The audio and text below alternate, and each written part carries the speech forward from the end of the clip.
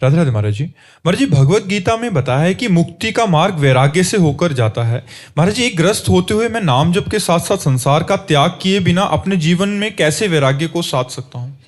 देखो, जैसे गृहस्थ हो तो काम सताए तो अपनी पत्नी, धर्म पूर्वक अपनी पत्नी का सहवास करना गृहस्थ के लिए धर्म है, पाप नहीं है।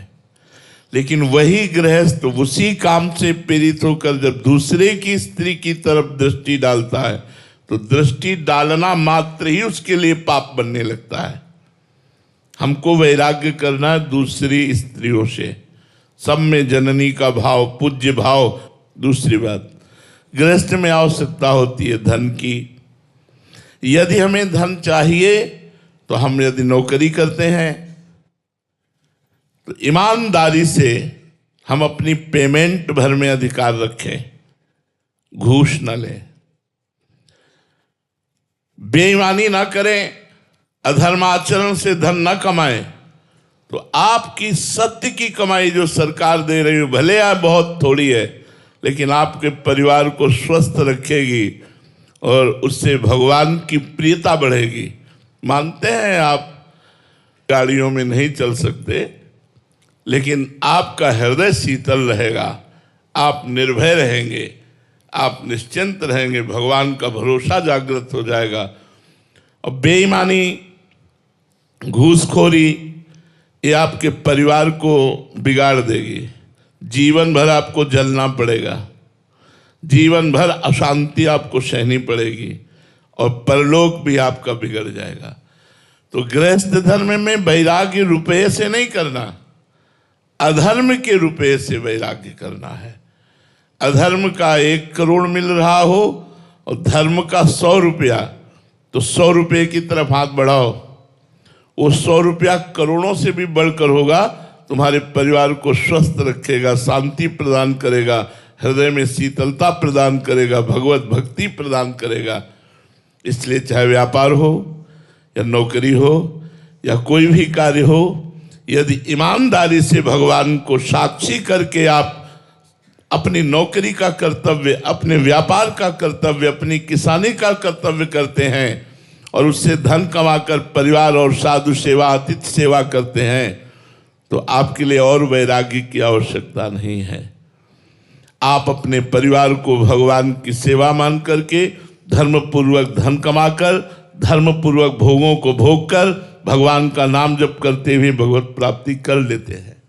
गृहस्थ धर्म में वैराग्य का स्वरूप ये नहीं कि घर की सब सामग्री हटा दें, कपड़े लत्ते हटा दें, परिवार वालों से बोलना बंद कर दें, नौकरी छोड़ दें, ये वैराग्य नहीं है। वैराग्य है अधर्म का त्याग करने के लिए। विरक्त के लिए अलग मार्ग है, गृहस्थ के लिए अलग मार्ग है।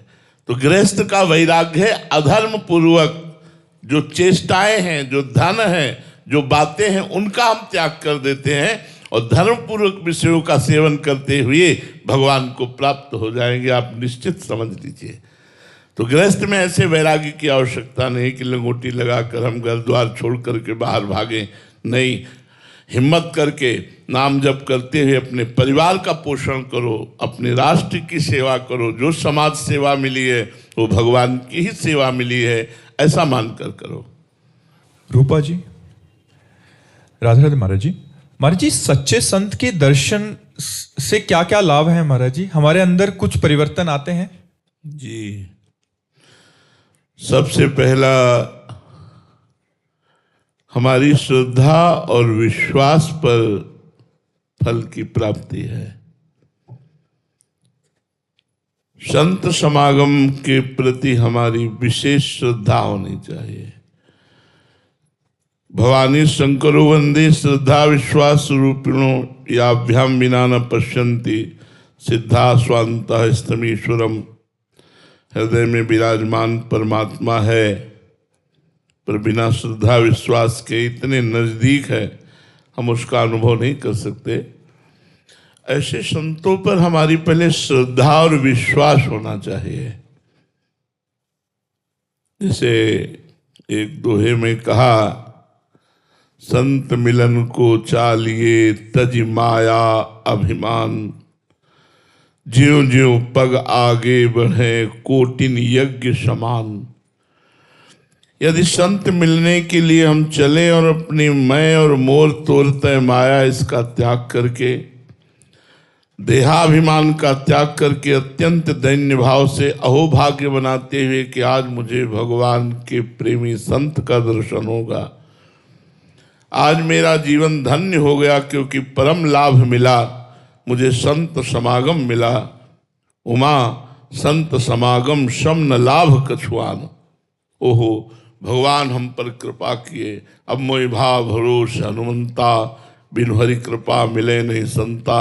आज भगवान की विशेष हमारे ऊपर कृपा है। ऐसे भाव में भरा हुआ संत के सामने गया, साष्टांग लौट गया। ओ आज तो भगवान के ही दर्शन हो गए, आज तो मैं कृतकृत्य हो गया। तो सबसे पहला कार्य होगा संत दरस जिम पातक टरई। उसके किए हुए पुराने पाप भस्म होने लगेंगे। अब संत जब जिस पर प्रसन्न होते हैं तो आज्ञा और उपदेश करते हैं। श्रद्धा और विश्वास प्रबल होने के कारण वो संत आज्ञा और उपदेश पर ध्यान देता है। संत आज्ञा शास्त्र सम्मत भगवत प्राप्ति के लिए ही करते हैं। जीव ही वो उनकी आज्ञा का पालन शुरू करता है तो आसुरी संपदा नष्ट होने लगती है, दैवी संपदा प्रकाशित हो जाती है। अहंकार मोह काम क्रोध ये सब आसुरी संपदा है। निर्भय निशंक निशोक निश्चिंत भगवान का पूर्ण भरोसा, दैवी सद्गुण परोपकार ये सब आने लगते हैं।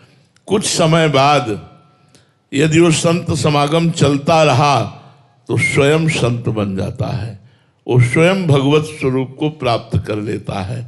संत समागम का फल है जहाँ संत स्थित हैं वहाँ हमारी स्थिति हो जाए, अर्थात श्री भगवान में स्थिति हो जाए। हाँ, अब दूसरी बात, कल्पतरु और संत एक हैं। जैसे कल्पतरु के नीचे हम जाकर के कुछ मांगे तो वही मिलेगा, तो अगर हम संत के पास कोई कामना लेकर आ रहे हैं और बड़ी श्रद्धा विश्वास है तो आपकी कामना की पूर्ति हो जाएगी, क्योंकि वो भगवान के निज जन है। भगवान की कृपा से आपकी कामना पूर्ति हो जाएगी। यदि निष्काम भाव से भगवत भाव से अहोभाग्य मनाकर दैन्य होकर संत समागम किया जाए तो संत समागम का सीधा फल है भगवत प्राप्ति। संत संग अपवर्ग कर कामी भवकर पंथ। कामी पुरुष का संग जैसे सीधा आवागमन चक्र में डालता है, ऐसे संत का सत्संग सीधे मोक्ष पदवी पर स्थित कर देता है। यदि हम उनकी बात पर श्रद्धा और विश्वास करके साधना प्रारंभ कर दें तो हम भी संत हो जाएंगे। वेश नहीं, स्थिति संत की आ जाएगी। दीपक जी, राधा वल्लभ श्री हरिवंश महाराज जी, आपके चरणों में कोटि कोटि प्रणाम। महाराज जी, भगवत मिलन में कौन बाधा बनता है? अहंकार। भगवत मिलन में सबसे बड़ी बाधा है अहंकार। विमूढ़ात्मा कर्ताहमिति मन्यते। मैंने ये किया, मैं करूँगा, मैं कर सकता हूँ, मैं पुरुष हूँ, मैं। ये अहंकार जब तक है तब तक भगवान से मिलन नहीं होता। और यही अहंकार जब गलित होकर दैन्य भाव में बदल जाता है तो भगवान कण कण में है ऐसा उसको अनुभव में आने लगता है। ये देहाभिमान ही भगवान की प्राप्ति में बाधक है। भगवत रसिक जी महाराज हमारे बड़े सिद्ध महापुरुष हुए, उन्होंने लिखा, विद्या रूप महत्व कुल धन जौवन अभिमान, सटकंटक देखे जहां रहे न भक्ति निदान। रहे न भक्ति निदान स्वांग सब नगर नारी के, विषयन हाथ बिकाए नहीं रिझवन भतारी के। मैं विद्वान हूँ, मैं धनी हूँ, मैं महत्वान हूँ, मैं कुल में जो घमंड है, जो अहंकार है, वो भक्ति नहीं आने देता। और जब भक्ति नहीं आती तो जैसे वैश्या श्रृंगार करती है पर पुरुष को रिझाकर धन लेने के लिए, ऐसे वो भक्ति का नाटक करके दूसरों को रिझाकर धन लेने की बात सोचता है, ना कि वो रिझवार भरतार को, भरतार कहते हरि को, वो हरि को नहीं रिझा सकता है। तो इसलिए ये जो अहंकार है, अपबल तपबल और बाहुबल, चौथो बल है दाम, सूर किशोर कृपा ते सब बल, हारे को हरिनाम, सुनेरी मैंने निर्बल के बलराम। जो अपने को दैन्य भाव में ले आया और भगवान के बल से सब कार्य होते हैं, वही भगवत प्राप्ति कर पाता है। भगवत प्राप्ति में देहाभिमान बहुत बाधक है। उनकी कृपा के बिना नाम जप नहीं सकते, उनकी कृपा के बिना आप यहाँ आ नहीं सकते वृंदावन, उनकी कृपा के बिना आप सत्यमार्ग में चल नहीं सकते। जब हम कृपा को देखते हैं तो अहंकार नष्ट हो जाता है, और जब अहंकार को देखते हैं तो कृपा ढक जाती है। कृपा ढक जाने के कारण अहंकार का फल मिल सकता है, लेकिन भगवत प्राप्ति नहीं हो सकती। तो सबसे बड़ी बाधा है ये अहंकार। देखो, दंडकारण्य के ब्रह्म ऋषियों के समान कौन तपस्वी होगा? जहां राक्षस लोग ऋषियों को ऐसे खा जाते हैं जैसे गाजर मूरी, वहां वो रहकर तपस्या कर रहे हैं, लेकिन उनको अहंकार है, मैं तपस्वी हूं, मैं ब्रह्म ऋषि हूं। तो भगवान नहीं गए उनके घर। लेकिन सबरी मैया को ये दैन्यता है कि मैं अधम नारी, क्या केवल मेरे ऊपर गुरुदेव की कृपा, मैं किसी योग्य नहीं। तो भगवान सबरी जी के पास गए और उनके बेर पाए और सबरी जी को प्यार किया, दुलार किया। सबरी जी भगवान के सामने परम धाम को पहुंचती हैं। तो हमारे भगवान की प्राप्ति में सबसे बड़ा बाधक है अहंकार। संस्कृति मूल शूल प्रद नाना, सकल शोक दायक अभिमाना, ताते करें कृपा निधि दूरी, सेवक पर ममता अति भूरी।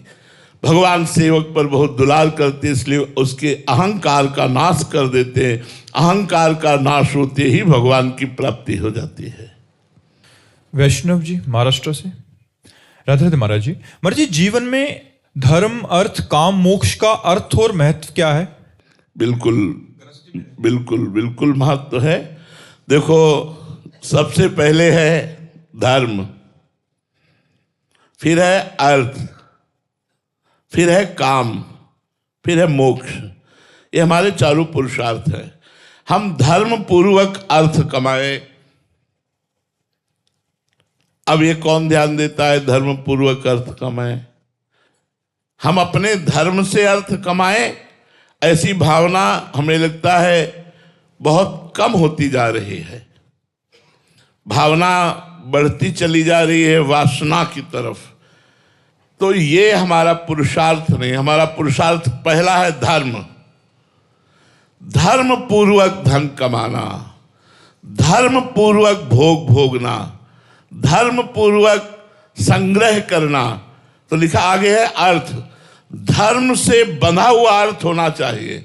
अगर धर्म से हटा हुआ अर्थ है और तो उससे पिशाचमयी कामनाएं उत्पन्न होंगी और तुम्हें नरक मिलेगा। अगर धर्म से युक्त धन है तो उससे सही कामनाएं होंगी और वो कामनाएं मोक्ष की तरफ आपको ले जाएंगी। इसलिए सबसे पहला है धर्म। धर्म द्वारा कमाया गया अर्थ, अर्थ के द्वारा धर्म पूर्वक कामनाओं की पूर्ति और अंत में मोक्ष की प्राप्ति। ये चार पुरुषार्थ हमारे शास्त्रों में वर्णन किए गए हैं। आयुष जी महाराष्ट्र से, राधे राधे महाराज जी। महाराज जी, जब किसी अपने से ही विश्वासघात होता है तब मन में बदला लेने का भी भाव आता है और उसे क्षमा करने का भी। ऐसी स्थिति में सही धर्म क्या होता है? हमें तो बहुत अच्छा लगता है, कोई विश्वासघात करे तो अच्छा लगता है कि पिंड छूटा है यार। हम फंसे थे कि ये मेरा है, हम जी जान से चाहते थे कि ये मेरा है, इसने अपना असली रूप दिखा दिया। नमस्कार, न राग न द्वेष, चल तू समझ गया। कबीरा खड़ा बाजार में, सबसे पूछे खैर, ना काहू से दोस्ती ना काहू से बैर। प्यार करेगा तो फंसा लेगा, दगाबाजी करेगा तो फंसाएगा नहीं। दगाबाजी करेगा हमारे साथ तो हमारा मन फंसेगा नहीं। अगर हमसे प्यार किया तो हम फंस सकते हैं।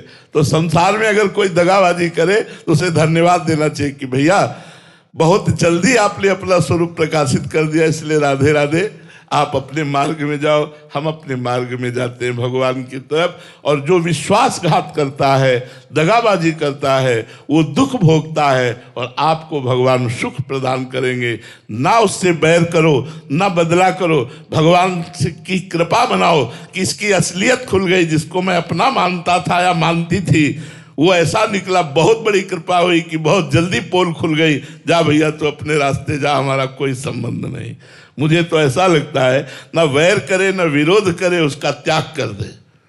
जो विश्वासघाती है वो बहुत बढ़िया कृपा की कि अपना परिचय दे दिया। नहीं, लंबे समय तक मैं धोखे में बना रहता, बहुत जल्दी उसने अपना परिचय दे दिया। राधे श्याम, तू अपने मार्ग में जा भैया, भगवान तेरे पर कृपा करे, पर मैं आज से आपसे संबंध नहीं रखता।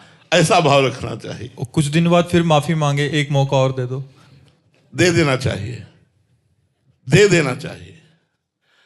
अगर एक बार गलती हुई है तो एक बार बड़े बड़ों से गलती हो जाती है। ऐसा होता है, चूक हो गई, जीवन में दोबारा नहीं करूंगा, तो एक बार चांस देना चाहिए। अगर दोबारा भी हो जाए तो समझ लेंगे सुधरने वालों में नहीं है, फिर तो उसे छोड़ देना चाहिए। एक बार किसी से भी कोई बड़ी गलती हो सकती है, इसलिए हमारी प्रार्थना है एक बार गलती को क्षमा करना सीखें।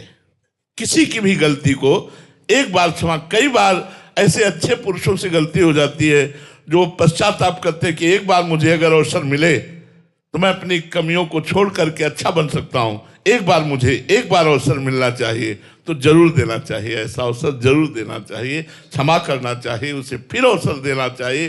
फिर अगर वो ऐसा करता है तो सदा सदा के लिए त्याग देना चाहिए। नरेंद्र कास्ट जी, भीलवाड़ा से। राधे राधे महाराज जी। महाराज जी, शास्त्रों में एक जगह कहा गया है कि भाव कुभाव अनक आलसहूं, नाम जपत मंगल दिसि दसहूं। एवं दूसरी बात ये भी सुनने में आती कि भाव बिनु सुनी पुकारे मैं कभी सुनता नहीं। प्रभु के द्वारा कभी बिना किसी भाव के नाम जब चले तो क्या दूसरी बात लागू होगी? क्या भगवान नहीं सुनेंगे? नहीं, अलग अलग जगह की बात को अलग अलग जगह ही रखा जाए तो अच्छा रहेगा। जब हम नाम महिमा की बात करते हैं तो उसमें उसका प्रभाव है। जैसे अग्नि में दाहिका शक्ति है, वो जलाती है, तो हम भाव से छुएं तो जला देगी, कुभाव से छुएं तो जला देगी, धोखे से छू जाए तो जला देगी, कोई दूसरा छुआ दे तो जला देगी, क्योंकि उसमें जलाने की शक्ति दाहिका शक्ति है। जैसे विष में मारण शक्ति है, प्यार से पिए तो मर जाएंगे, क्रोध से पिए तो मर जाएंगे, धोखे से पिए तो मर जाएंगे, कोई पिला दे तो मर जाएंगे, क्योंकि उसमें मारण शक्ति है। इसी तरह नाम में तारण शक्ति है, पाप नाशक शक्ति है, ज्ञान प्रज्वलित करने की शक्ति है, भाव प्रज्वलित करने की शक्ति है। तो प्रथम में हमारे भाव नहीं है, पर हमें नाम जप करना है। वो नाम जप ही भाव प्रकट कर देगा। जिस भाव भरी पुकार को भगवान सुनते हैं वो नाम जप ही कर देगा। इसलिए भाव कुभाव अनख आलसहु, नाम जपत मंगल दिशि दशहु। दसों दिशाओं में मंगल हो जाएगा। तुम नाम जपना शुरू करो, एक दिन नाम भाव से जपने लगोगे और वो भगवान सुनेंगे और भगवान आपको साक्षात दर्शन देंगे। महाराज जी, आप कहते हो कि ब्रजवासी मेरे आराध्य हैं, ब्रजवासी मेरे प्राण हैं, ब्रजवासी मेरे हृदय हैं। तो महाराज जी, मैं ब्रजवासियों के हित के लिए श्रीधाम वृंदावन की 21 दंडवत परिक्रमा कर रहा हूँ। मेरा उद्देश्य है ब्रज क्षेत्र मांस मदिरा से मुक्त हो जाए। इसके लिए मैं कर रहा हूँ 11 दंडवत पूर्ण कर चुका हूँ भगवान की कृपा से, एक एक कर। इसके बाद मुझे 10 दंडवत और करनी है, 9 जल फल के साथ और आखिर वाली 1 जल के साथ। मैं आपसे ये निवेदन करने आया हूँ कि यहाँ पर जितने भी रसिक संत हैं हमारे वृंदावन में और जितने भी कथावाचक है जो हमारे ब्रज की लीलाएं बता रहे हैं, उनसे मैं ये निवेदन करने आया हूँ कि आप हमारे प्रदेश के जो मुख्यमंत्री हैं वो भी एक संत हैं, तो उनसे आप निवेदन कर दीजिए कि हमारे ब्रज से मांस और मदिरा के लाइसेंस निरस्त कर दिए जाए। क्योंकि महाराज जी, मैं रात्रि में परिक्रमा लगाता हूँ, हरिवंशी परिक्रमा लगाती है माता बहन, शराबी जगह जगह पर बैठकर अभद्रता करते हैं, गाली गलौच करते हैं, तो भगवान के नाम की जगह पर गाली सुन के जाती हैं। ये बच्चा, हमें लगता है आप तो शायद सुने नहीं होंगे, आपने सुने होंगे। ये हमें लगता है 1-1.5 वर्ष पहले हमने प्रार्थना की थी कि हमारे वृंदावन और मथुरा मंडल ब्रज 84 कोष में मांस ना बिके और मदिरा ना बिके। कम से कम इतना तो हो ही जाए कि हमारे जो पवित्र क्षेत्र हैं उनमें अपवित्रताएं हट जाएं। बहुत सुंदर आपका संकल्प है और भगवान उस संकल्प को पूरा करें। पर बच्चा, इसमें हमारा कोई बस नहीं काम कर सकता। हमने कहा था और वो वीडियो भी पड़ा था, पर लेकिन हमारी बात तब जब मानी जाए तब बात हो सकती है। तो हमें लगता है कि हम लोग सद्भावना करें और भगवान हमारे जो प्रदेश के मुख्य जन हैं उनकी बुद्धि को प्रेरित करें कि हमारे इसी वृंदावन में प्रारंभ में ही मदिरालय खुला हुआ है। यहाँ जहाँ से घुसो वहीं मदिरालय खुला हुआ है। तो ये अशोभनीय है। जो वृंदावन प्रिया प्रीतम की रास भूमि है, जो ब्रज 84 कोष हमारा एक एक कण बंदनी है, वहाँ मांस बिके, अंडा बिके, शराब बिके, ये तो बहुत निषिद्ध बात है। और हम आपको धन्यवाद देते हैं बच्चा, जो आप जगत मंगल के लिए ऐसी भावना रखते हैं। पर इसमें बच्चा हमारा बस नहीं है। हमारा क्या बस है? हम एक एक व्यक्ति को शराब छुड़ाने की कोशिश कर रहे हैं। हम आपकी बुद्धि पर लड़ सकते हैं, हम आपसे हाथ जोड़कर प्रार्थना कर सकते हैं कि आप शराब पीना बंद करो, आप मांस खाना बंद करो, आप गंदे आचरण बंद करो। देखो एक बात और बताएं, यदि व्यक्ति का माइंड नहीं बदला तो मथुरा मंडल में शराब बंद हो जाने पर वो दिल्ली से इकट्ठा खरीद के लाएगा और घर में पिएगा। पिएगा कि नहीं पिएगा? तो हमारा मुख्य लक्ष्य है मनुष्य की बुद्धि को बदलना। अगर मनुष्य का माइंड बदल गया और वो भगत हो गया, कितने ऐसे भाई लोग हैं इसी में बैठे हुए जो पहले पीते थे और सत्संग सुनने के बाद छोड़ दिए। अब जब आप छोड़ दोगे तो दुकान खुली रहेगी, कोई फर्क नहीं पड़ेगा। और अगर आप नहीं छोड़ोगे तो दुकान में ताला लगने पर आप बाहर से ला करके वृंदावन में पियोगे। तो मुझे लगता है आप लोग हमारा सहयोग करें कि आप शराब ना पिएं, आप मांस ना खाएं, आप पराई बहन बेटी की तरफ गंदी दृष्टि ना रखें, तो आपका जीवन मंगलमय हो जाएगा। जी दीप्ति शर्मा जी। राधे राधे महाराज जी। महाराज जी, आप कह रहे हैं कि आप भारतीय क्रिकेट टीम के खिलाड़ी हैं।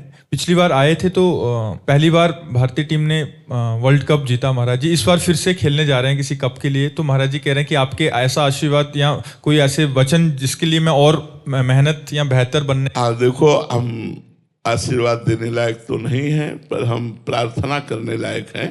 प्रार्थना सबसे की जा सकती है। हम किसी के आशीर्वाद के मोहताज ना बने। हमारी बात पर ध्यान देना, अगर हमारा आशीर्वाद लेना चाहते हो। हम किसी के आशीर्वाद के मोहताज ना बने। अपने अभ्यास और संयम के द्वारा हम विजय श्री को प्राप्त करें। किसी का आशीर्वाद या श्राप हमारे मार्ग में कुछ बाधा या कुछ सहयोगी नहीं हो सकता। हमारे मार्ग में सहयोगी होगा हमारा अभ्यास, हमारी एकाग्रता, हमारा उल्लास। ये हमारा कार्य करेगा। अगर हम एकाग्र ना हो, हम अभ्यास ना करें, तो कहते भगवान की कृपा से गोली दुश्मन की छाती में लग जाएगी? नहीं, आपने अभ्यास किया है। उसका अभ्यास किया तो 1 सेकंड में शूट कर देंगे। हमारे ऊपर कृपा है कि हमें मनुष्य शरीर दिया, हमें बुद्धि दी, सब आशीर्वाद हमारे साथ है। हमको अभ्यास करना है। जिस खेल में लगो, जिस जान से उसका अभ्यास करो, एकाग्रता पूर्वक। विषयों का त्याग करो, गंदी बातों का त्याग करो। अब देखो, उन्नतिशील होते चले जाओगे। अगर आप थोड़ी सी विजय हुई, पार्टी मनाने लगे, भोगों को भोगने लगे, अभ्यास छूट गया, आप दूसरी बार हार जाओगे। आपका जीवन एक तपस्वी का जीवन है। आपका जीवन संपूर्ण भारत को सुख प्रदान करने वाला है। अगर कोई भी खिलाड़ी जीतता है तो खिलाड़ी का नाम पीछे होता है, पहले होता है भारत। और हम समस्त भारतवासी सुखी होते हैं कि हमारी टीम जीत गई, हमारी टीम जीत गई, हम जीत गए। जीते आप वहां और पूरे भारतवासी पटाखा छुटाते, आनंद मनाते कि हम जीत गए। तो आप सोचो, आपका कितना बड़ा कर्तव्य है कि अगर आप अपने कर्तव्य और अभ्यास के और उल्लास के द्वारा लक्ष्य को वेध दिए तो पूरे भारत को खुश कर दिया। आप तो सुखी हो ही जाएंगे, पूरा भारत खुश हो जाएगा। तो इसलिए प्रमाद, व्यसन, व्यभिचार, इनसे बचकर अपने अभ्यास को बढ़ाइए और भगवान की कृपा से लक्ष्य को चूमिए, अपने लक्ष्य को प्राप्त कीजिए। निशा जी मुंबई से। राधे राधे महाराज जी। महाराज जी, क्या मोक्ष प्राप्ति सिर्फ ऐसे जीवों के लिए जिन्होंने कभी पाप नहीं किया, या हम जैसे जिनके पास नहीं पाप भी नहीं, होते हैं, सबके लिए, सबके लिए, सब। अरे अपने घर जाना है मोक्ष प्राप्ति मतलब समझो। हम संसार में भटक गए हैं, हम सब एक ही परमात्मा के बच्चे हैं। हम भूल गए भोगों में, शरीर के राग में, जो कुछ वर्ष बाद छूट जाएगा। इसी भ्रम को नष्ट करने के लिए अध्यात्म मार्ग है, जिस मार्ग से चलकर हम अपने परम पिता परमात्मा को प्राप्त होते हैं। भगवान के दिव्य लोकों में दिव्य देह धारण करके उनकी सेवा में रहते हैं, या भगवत स्वरूप होकर भगवान में लीन हो जाते हैं। तो ये मोक्ष सबका अधिकार है, ये किसी जाति विशेष का नहीं है। पुरुष नपुंसक नारी वा जीव चराचर कोई, सर्व भाव भज कपट तज मोहि परम प्रिय सोई। चाहे स्त्री हो पुरुष हो कोई भी हो, पुरुष नपुंसक नारी वा जीव चराचर कोई, सर्व भाव भज कपट तज मोहि परम प्रिय सोई। सबको अधिकार है भगवान की प्राप्ति का। सब भगवान के बच्चे हैं, कोई बड़ा छोटा नहीं है। गलती सबसे होती है, हमसे पाप हो गए, अब उसका निवारण हम साधना के द्वारा करके भगवान की प्राप्ति करेंगे। गलती होना स्वाभाविक है, ऐसा कोई पैदा ही नहीं हुआ भगवान या आचार्य के सिवा जिससे पाप न बने। या तो भगवान और या तो भगवत स्वरूप गुरु आचार्य, उनकी बात नहीं कहते। नहीं, कोई नहीं पैदा हुआ जिससे गलती ना हो। गलती हो जाती है, लेकिन गलती का मार्जन भगवान के भजन के द्वारा, तपस्या के द्वारा हम करके पवित्र होकर भगवान को प्राप्त होते हैं।